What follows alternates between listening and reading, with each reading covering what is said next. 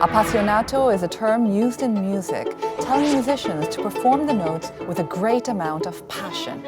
And it's a term that best describes violinist Sarah Chang. Sarah Chang began playing the violin at 4. She was accepted to the prestigious Julliard School when she was 6 and made her professional debut with Zubin Mehta and the New York Philharmonic when she was 8 years old. Playing on a quarter-sized violin with her tiny hands, Sarah Chang was touted as a child prodigy, but she grew up on the stage with numerous appearances across the world. Setting an unprecedented record of having performed with the world's top 3 orchestras, namely the Berlin, Vienna, and New York Philharmonics, by the age of 15. Sarah devoted herself to classical music throughout her career, spanning more than 2 decades. This year, which marks the 25th anniversary of her debut, she is taking on a new challenge: classical crossover. From initial fame as a child prodigy, she has become recognized as a violin virtuoso. This week on Heart to Heart, we talk to Sarah Chang about her new challenge.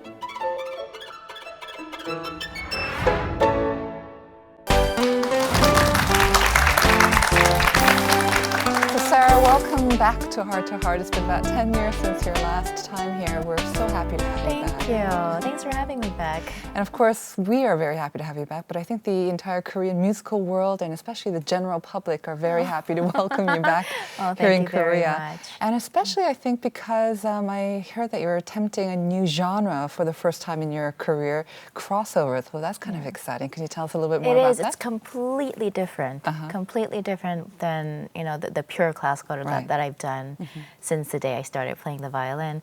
And I'm frankly not a huge fan of crossover music.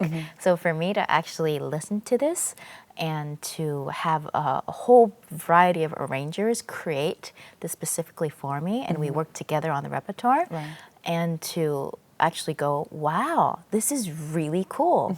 And this is a really interesting way of playing music, and to want to bring it to Korea and stand like on a Korean stage and to really sort of put myself out there and do something new and totally out of my comfort zone. It's exciting for me as well. I mean, you said you're not a fan, but actually I think I heard or I read an interview where you said you really don't like crossover. Well, that's the thing. It's okay. No, because see, it's the whole sort of fusion thing. Yes. Because fusion, just like fusion restaurants, it can be amazing and then it can be really lousy. Hit or miss. It's really hit or miss. And I think with crossover music, especially like for classical musicians, and so many of us are purists, that anything that is either different or has a twist on things that, when we're taught from day one that Brahms and Bruch and, Bach and Beethoven and all these amazing composers, what they wrote was essentially the gospel for us, right? So Perfect to on sort its of own, exactly, and to honor what the composer wrote and to stay as true as possible to what he wrote, and then insert your own personality into it. I mean, that's what we're taught from day one, and then to sort of scrap that and to go in a completely different direction and go into this sort of crossover zone. I held on to my roots in the part that, the repertoire that we're doing, it's like Vitaly Chacon and Carmen Fantasy and Sigourney Weisen and all these pieces that are well loved and recognized, but then we would put in really interesting twists of like Gangnam Style into the Sigourney Weisen, and we have Arirang on the program, and just it's a really cool sort of groovy mix of what we normally do. So for me, it was really interesting and a bit of a risk to do this, but I'm so glad to be doing something a little bit different, because I'm never going to sort of throw away my classical roots. I mean, it's what I do. It's who I am. So I will, to the day I die, always be playing Brahms and Tchaikovsky and Mendelssohn. But I think, occasionally, especially at my age, because I'm still young enough to do stuff and get away with it, and I think it's okay to just try new things and try new colors and try to explore, other areas. Was part of the decision to try this out for the first time, did it coincide with the fact that it's the 25th anniversary of your debut? I mean, I've been wondering what brought on the change. What made you change your mind and try this? I think part of it is the fact, not so much that it's been 25 years, but more though that I feel that I've been on the classical music circuit long enough that I would hope that the classical music fans would trust me enough to know that I wouldn't put myself, like my fingers and my heart and my name up on stage with a project that that I didn't think was amazing. Right. So I think it took me that long to get to a really comfortable place where I feel that I have that sort of comfort level, and also I think that when it comes to just timing. Because I think the last several times I've been to Korea, of course I've done the Brahms concerts and the Tchaikovsky concerts, but the last few times I've been here with Shostakovich. The last time I performed here, it came with the Barber Concerto, which is not a normal sort of concerto that everybody plays every day. So I did sort of these out of the woods, sort of, slightly unknown concerto, so I thought it was time to do something a little lighter and fun and a little more accessible, so I think the timing was right. Do you think you'll also be able to sort of reach out and make new fans then? Maybe not so much the classical fans, because I think whenever you do play here, everyone wants to go and see you, whether they're fans of classical music and long-time fans of you, or people who just want to go and see you for the first time as well. And that's so sweet, because it's very encouraging when you're on stage and you see the longtime classical lovers and the supporters, but then you also see like this wave of new, young, fresh faces. Some of them are students, but some are like out on date night, and they're giving classical music a try, and that's just so encouraging for someone like me. But I think I would hope that with a program like this, where it's slightly, a little more accessible to the mainstream audience, that people who wouldn't normally be that interested in classical music would give it a try. And I would also hope that the core classical lovers who have followed my career for the past 20-some years would also trust me enough to know that this is different, yes, but it's also really, really cool and really good music, and give it a try as well. Do you think there could be an album, a crossover album in the making too? There might. Maybe featuring Gangnam? Oh, there really? might. You never know. Never say never, right? Okay. I mean, for someone trying to do crossover for the first time and then taking on Gangnam Style, which is probably like the biggest Korean K-pop hit. Right. I mean, that must have been also maybe a no-brainer, but at the same time kind of a risk as well, because it is so well known. Exactly. When they first came up with, or was it your idea to perform Gangnam Style? How did that come about? It was sort of a collaborative idea, because when we were discussing, maybe doing this project, we went over an entire list of repertoire, a massive list of repertoire of serious classical pieces, and also like the fun sort of popular pieces that are out there right now, and trying to figure out what matches and mixes and sort of fuses well together and we could blend together. And what was really interesting is that, okay, obviously Gangnam Style is like this huge sensation, like a worldwide sensation, but more to the point, we needed something that would fit our project. And somehow, I think one of the arrangers pointed this out to me, like Zigeunerweisen, the fast section of the Zigeunerweisen is the same tempo and the same rhythm, and the same time signature as Gangnam Style. Wow. And we put them on back to back, and it blended so well. It was really interesting. So that sort of created our sort of fusion mixed crossover piece of Zigeunerweisen and Gangnam Style together. Really exciting. Well, Sarah Chang, of course, started her career at a very young age, and she was labeled a child prodigy and wunderkid. Unfortunately, many others failed to live up to those high expectations. Sarah Chang was obviously different, and in her long career, she has yet to experience a single slump. And we'll talk more about her musical career right after this.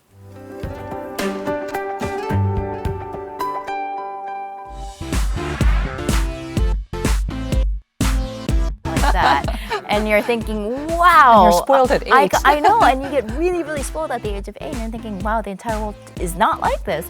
And then, of course, he becomes one of your favorite conductors, and it's pretty magical what he does.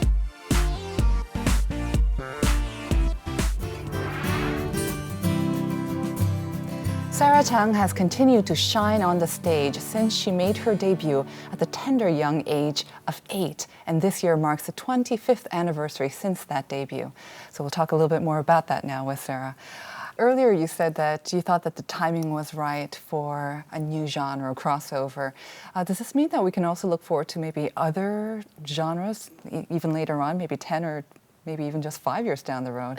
Are you thinking of something else as well besides crossover? Well, the thing is that, I mean, core classical is what I love. Yeah. You know, I mean, it's always going to be sort of the bread and butter of what I do and the majority of what I do. But, you know, you never know. You know, I think it really comes to great timing and finding the right partners, you know, and who you're working with, I think is incredibly important. So if I, like, somewhere down the line, you know, find an incredible partner, you know, either in the pop field or the rock field, whatever it may be, I want to be open-minded about it. Right. So over the past 25 years, you started at 8, and of course you went through puberty, I hope. I would assume, like most of us. And when your musical taste might change, you go through all these different changes. Did you ever want to maybe deviate or try something else? You know, when you were I really younger? didn't. No. I really didn't. And the thing is, with classical music, and especially the violin, there's so much repertoire. Okay. You know, it's not like there's a set amount of repertoire and then after you're done, it's like, what do you do? And with the violin, I mean, you go from Bach and then you go through like Brahms and Beethoven and then you go through Shostakovich and Prokofiev. And then now you have all these new, hot, young composers who are ready and willing to write new compositions for you. So with the violin, it really is never ending when it comes to learning and repertoire and just your selection. So, and I was just focused on studying and learning new stuff for myself. And also, you know, I went to Julliard. And the thing is that Julliard has so many incredibly talented musicians. And some of them go into the classical field, but then I would have friends who would go more into the jazz field. And, you know, they would be playing in bars and sort of like more gigs than concerts.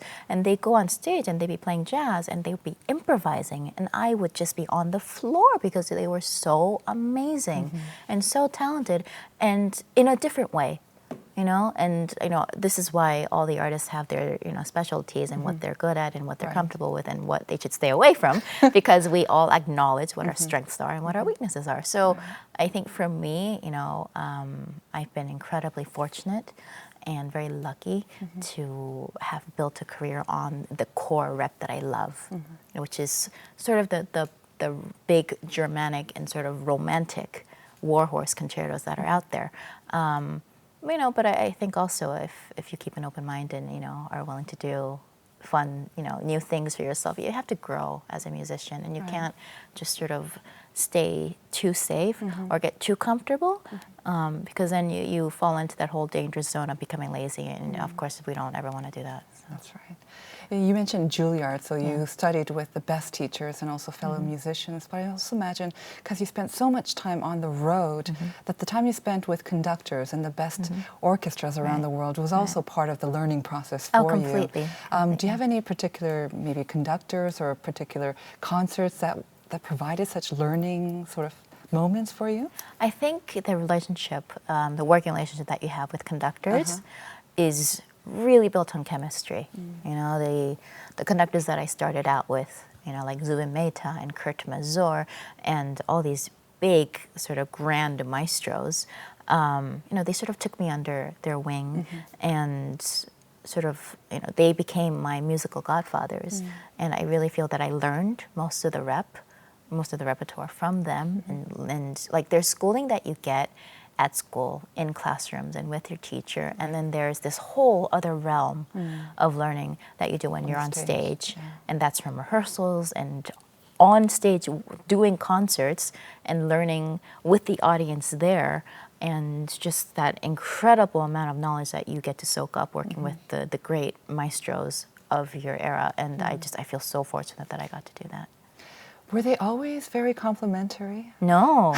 Most of them were, you know, luckily complimentary, but, you know, they were very honest, which is why I was so grateful to have them in my life.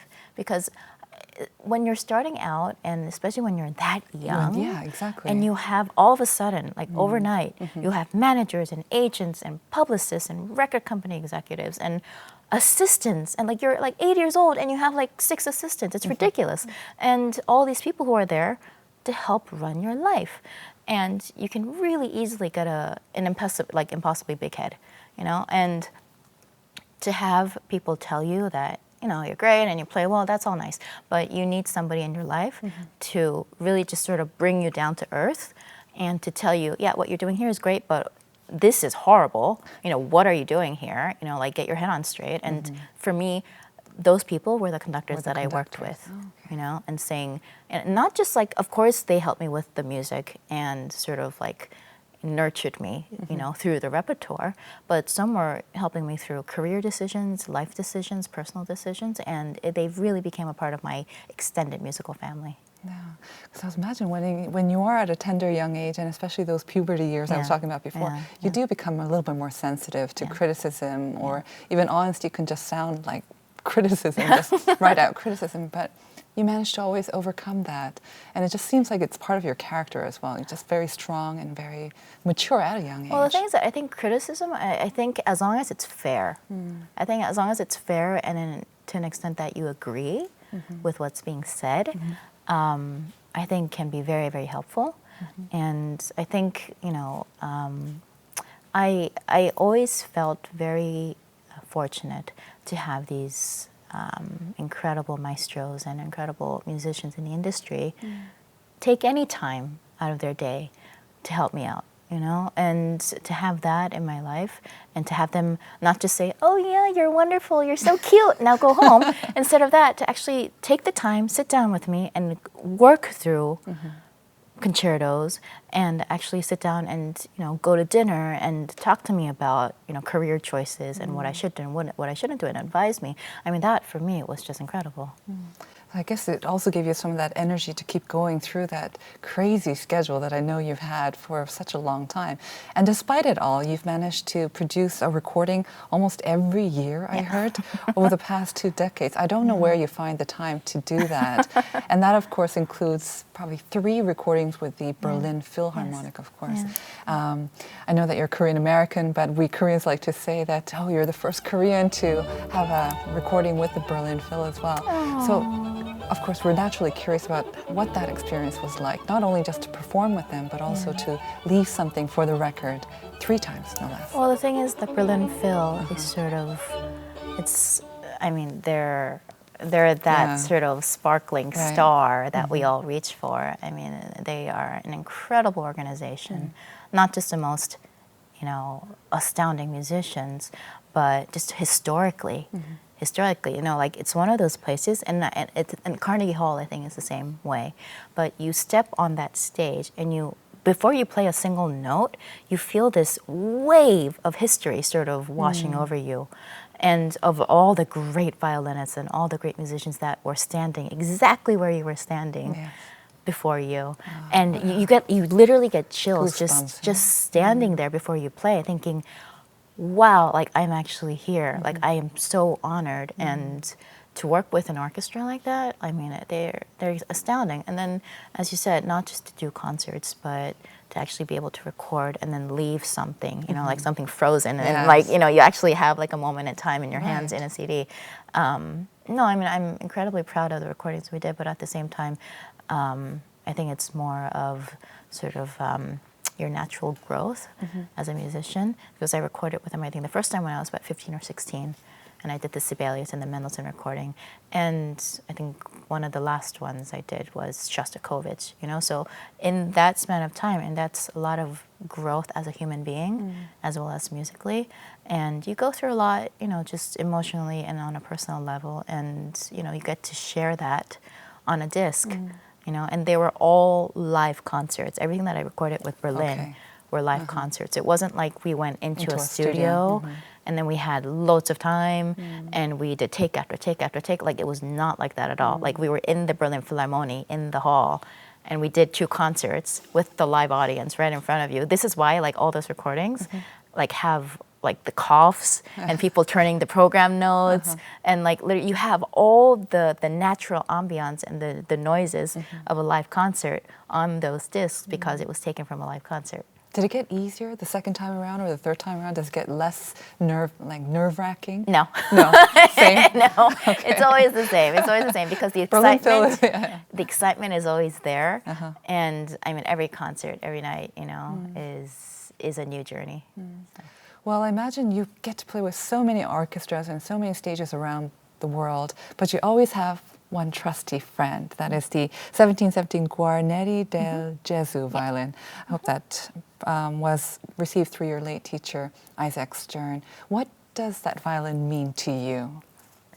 Well, I actually bought that violin, so it wasn't like he was a very generous man, but nobody is that generous where they give you a guarneri. Did he give you a good rate though, or a good price? No, I guess not. Well, I mean, they're priceless antiques. Of course, I'm joking. You know, and I mean, for me, it was more of a sentimental thing because he used it, he played on it before I did, and it was really amazing for me because I think I was about 14 at the time, and my fingers were finally big enough to play on a full-size violin. Because until that point, I had been using like quarter size, half size, like little itty-bitty violins, and to finally be able to go to like a full-size violin for me was like this grand moment.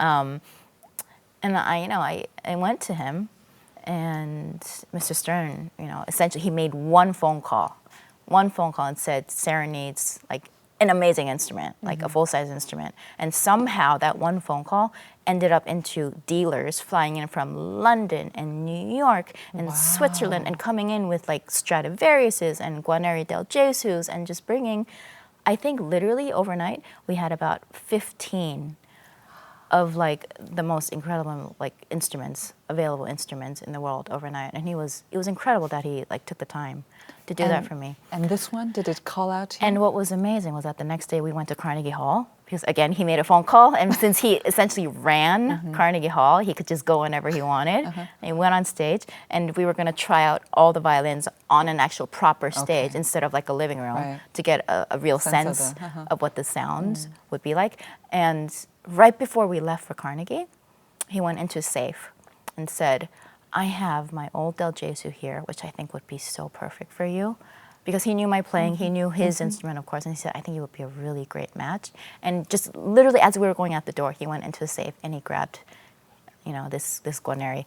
And we went to Carnegie, and out of all the instruments that we played, that was the one that I fell in love with. Wow. And it was so amazing because I would go on stage at Carnegie and play every single instrument, and he would be out in the audience and be listening, and then we would swap.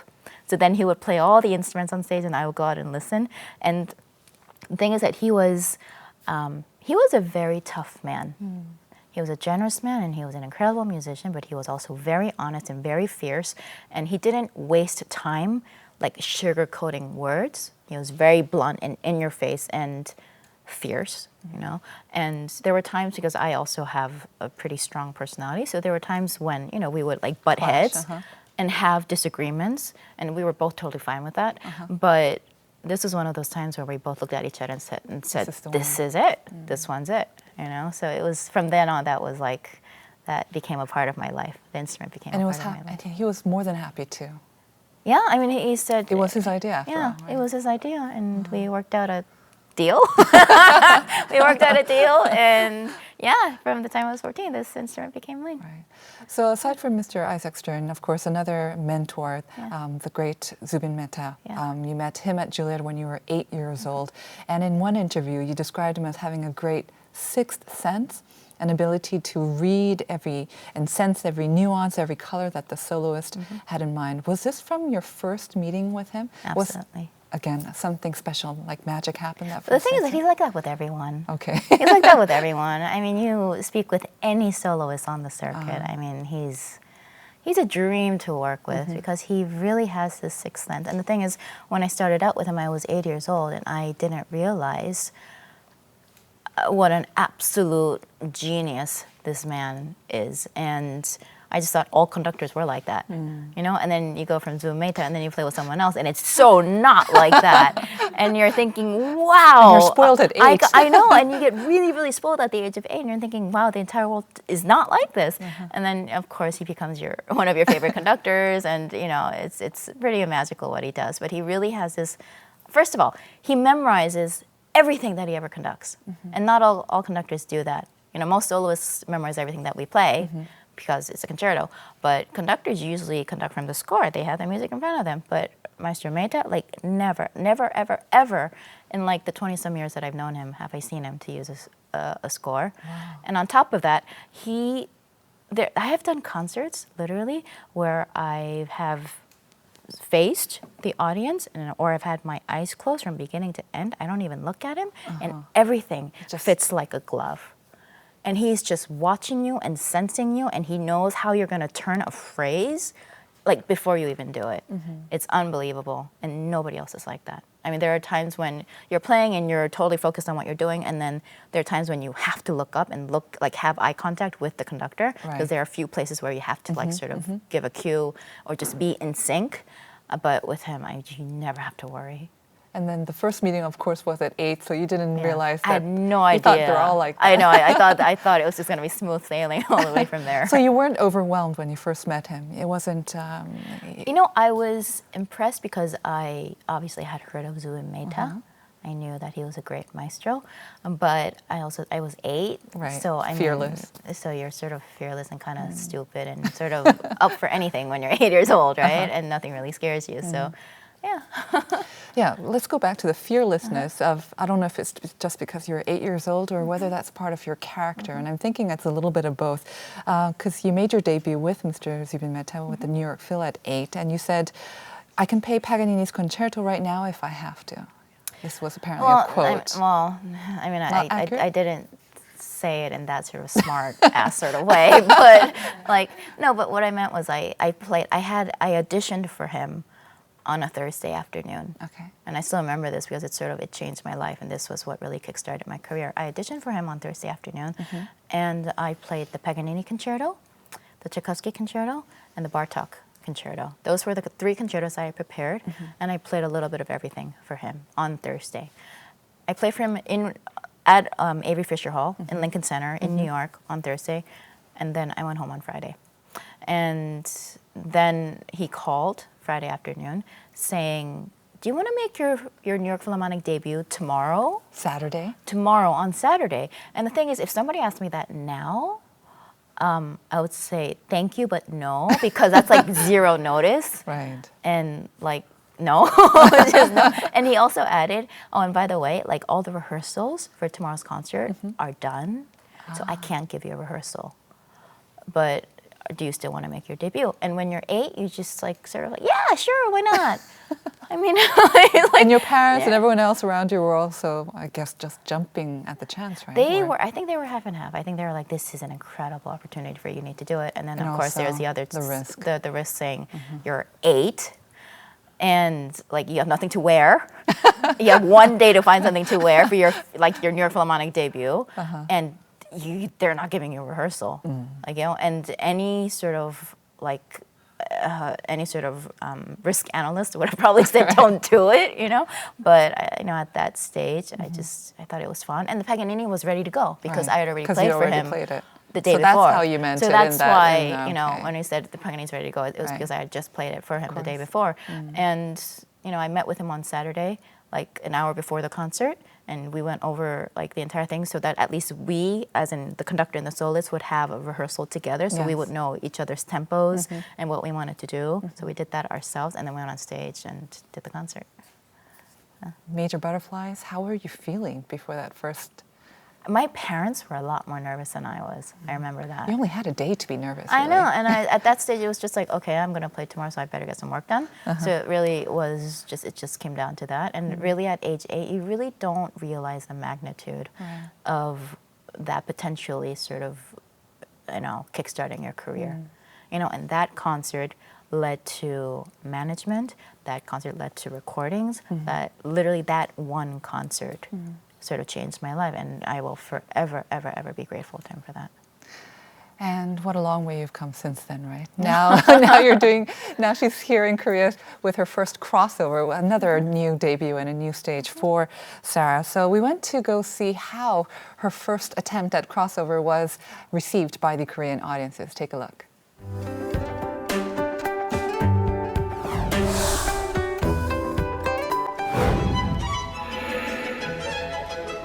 In October, a crossover music performance by Sarah Chang was held at the Dongdaemun Design Plaza, a new landmark in Seoul. A large crowd of local residents and foreign visitors gathered to watch her headline a special public festival. Sarah Chang was joined by conductor Christian Yerbi, lauded as the new future of classical music, and his absolute ensemble. Sarah Chang has devoted herself to classical music for more than 2 decades. Her first attempt at classical crossover included well-known classical titles, as well as traditional and modern Korean songs. There was something for everyone, like Zigeunerweisen by Sarasate and Psy's Gangnam Style, as well as a modern reinterpretation of traditional Korean music, such as Arirang and Samulnori. This particular performance is just a condensed version of a much larger performance of pieces that are all based from Korean traditional to folk, all the way up to K-pop, like you heard today, you know. Korean music is unbelievably fantastic, you know. So we use that as the base to build our house on, right? So that's the Absolute Korea project. Sarah Chang played with greater passion than ever to deliver a unique experience to the audience, who also responded enthusiastically. It was so exciting. I'm used to doing classical concerts in concert halls, and today, I mean, we obviously did like Sejong Center, but we also played outside in the DDP with huge crowds and everybody holding out their cell phones and waving, and it was just so exciting for me. So I'm very, very happy to have done this project. For the first time in her 25-year career, Sarah Chang staged a crossover performance to broaden her horizons. The concert showed that the talented violinist has so much more to show us, and we look forward to her future endeavors.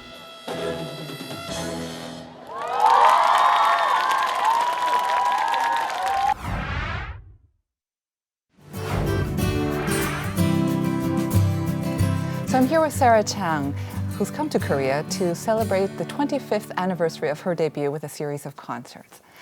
Sarah, when you were young, I imagine you were going on tour with a whole team of managers, perhaps even your parents as well, and you kind of had to always follow what the adults would say. But now that you are an adult yourself, I imagine you have much greater say in who you play with, where you want to play. Is there a criteria that you look for when you decide to say yes to an offer or no? Which conductors to play with? What's sort of the criteria that you go for? The criteria now is very different than when I started out. You know, at the beginning, as you mentioned, you know, there were so many people sort of taking care of the calendar, starting from my parents, and then of course to the managers and agents and the whole sort of line of people helping you out. And now of course the team is exactly the same, if not bigger. Oh, okay. But you know, I at least get to say what I want to do and what I don't want to do. And for me now, the criteria isn't about you have to play with this orchestra, you have to play with this conductor. I mean, that's already done and over with. So now it's more about who are my favorite conductors, who are my favorite orchestras, and I, you know, work with them. You do all the projects with the people that you want to work with, and it's either the partners. What solidifies it for me are either the partners or the repertoire. That's what about really the fans? The fans are amazing, and I have to admit sometimes the city does come into a factor because I mean, come on, if you have an offer to play in Paris, you're sort of gonna make it work because you want to go to Paris, right? So and Rome, you know, as well, and these cities where you either have friends, that makes a difference for me. Or, you know, where the fans are so amazing and so warm, and you really, really love going there and playing there. You know, that's another thing. But for me, first and foremost, I think it really is about the music and the repertoire and the partners that you get to work with. I know that you also spend quite a lot of time with young musicians, mentoring them as well. And you've told them that along with the musical skills, you told them or advised them that they need to also develop a head for business. And I was wondering, did you have an experience that made you think that, or why say that as well? You've got a team supporting you. Well, here's the thing, because when I started out, nobody told me that. Nobody told me that. And isn't your team supposed to take care of that and your exactly, parents? and they do. But I think at the beginning, I sort of naively thought the music world, especially the classical music world, is all about the music. You know, and I thought as long as I work hard, and I am there for all the rehearsals, and I'm there for all the concerts, and I deliver. And then if I play well, that's it. End of story.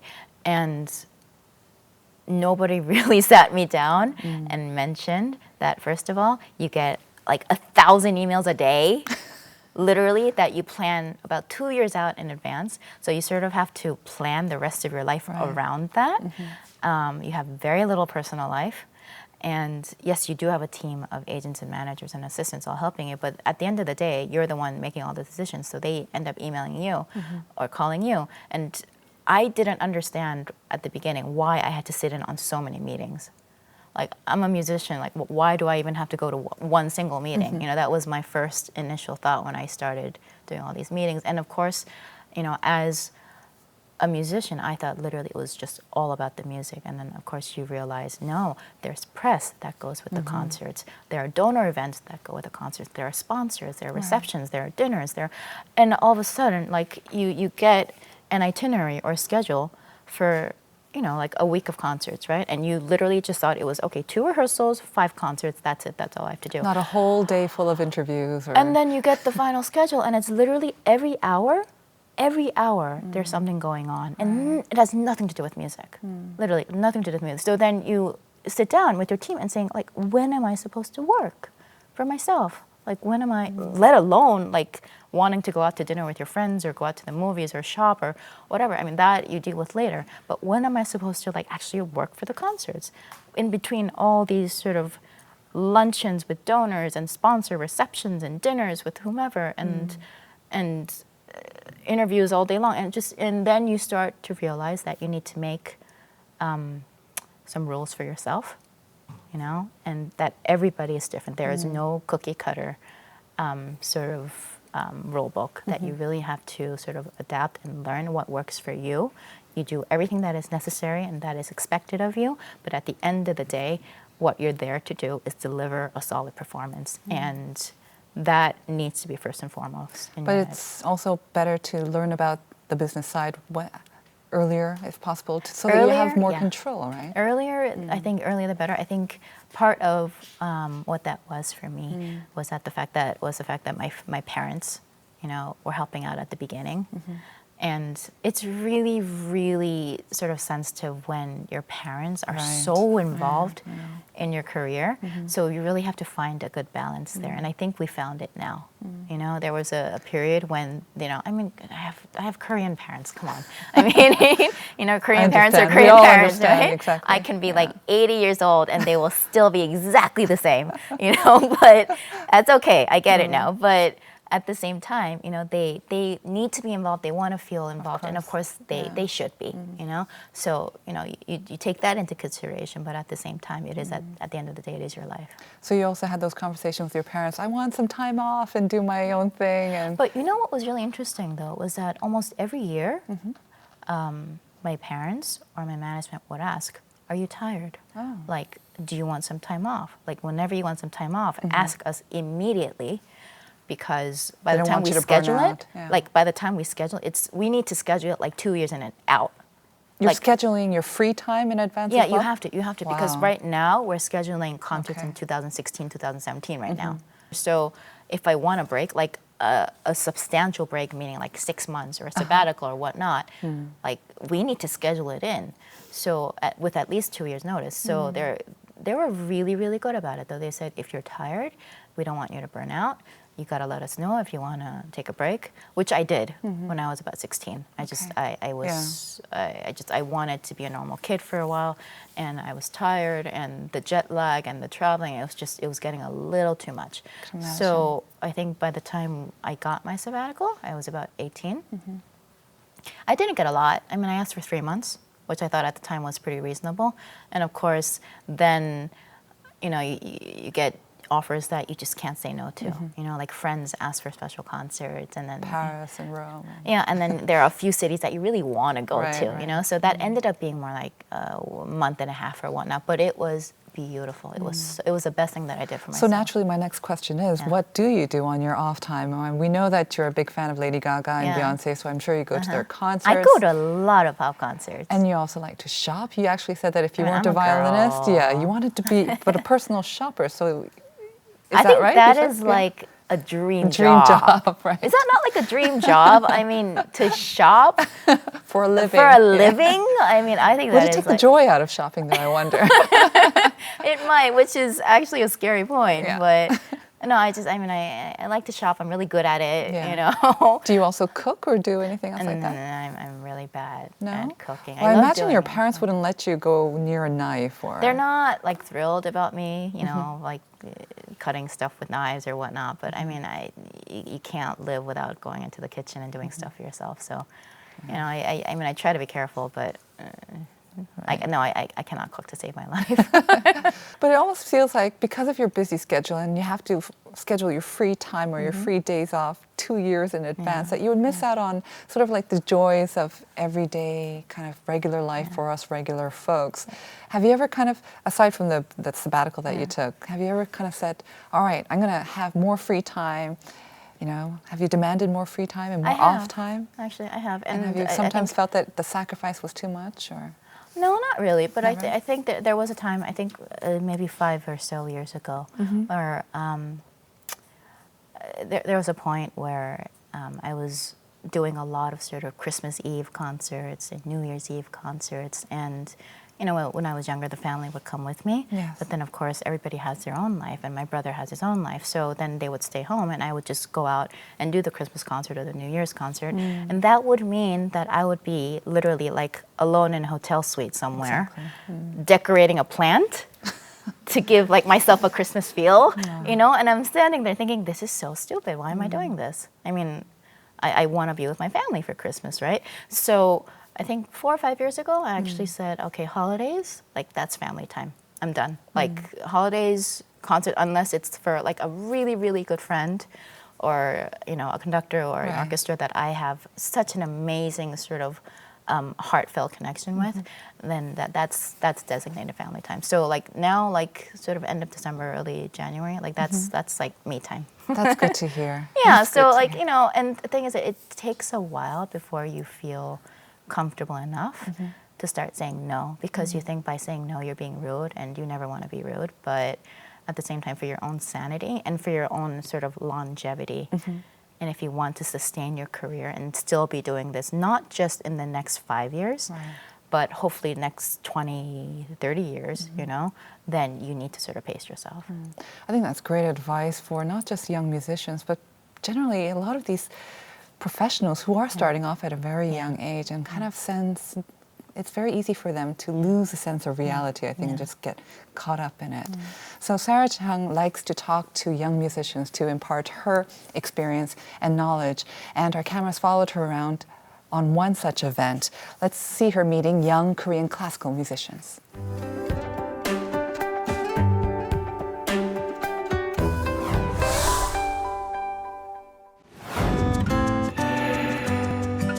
York School is a special school nurturing future leaders of Korean arts and culture. It was here that Sarah Chang held her first masterclass in Korea for students majoring in string instruments.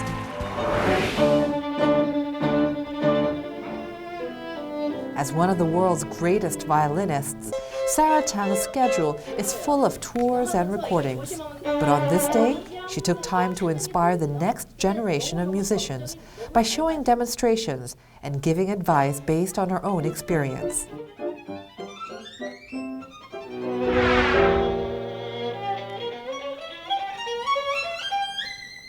Sarah Chang emphasized to the students that it is more important to enjoy themselves rather than playing perfectly. 제가 평소에도 사라장을 정말 존경하는 바이올리니스트인데 동영상을 매일매일 정말 시도 때도 없이 틀어보면서 정말 많이 봤거든요. 근데 실제로 이렇게 만나뵈니까 너무 진짜 감동적이고 진짜 꿈인 것 같아요. 실수한 부분이 있었는데 같이 이렇게 약간 이게 힘내라고 이렇게 많이 해주시고 그리고 옆에서 너무 좋은 말씀 많이 해주셔서 진짜 정말 좋았던 마스터 클래스인 것 같습니다. The Q&A session followed the one-on-one masterclass. A student who was brave enough to raise her hand became the envy of others as she was given the chance to play on Sarah Chang's violin.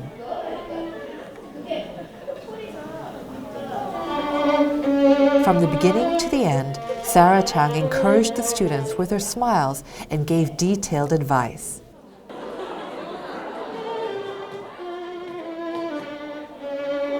The students are so enormously talented, and I was so thrilled to have this opportunity to come to Yon and to actually work with the students, because I mean I feel that I learned so much today just from being with the students.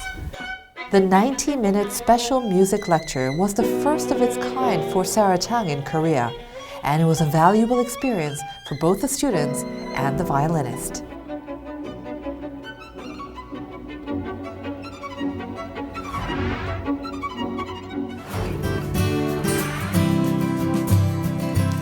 From child prodigy to violin virtuoso, the life so far of Sarah Chang itself is valuable advice to aspiring musicians.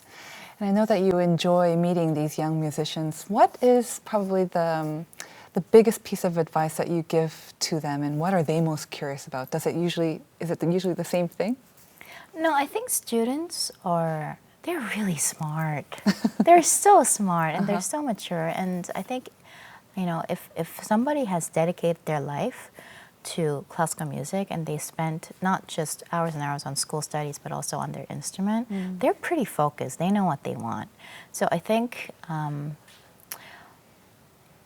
most important thing really is that you love what you do.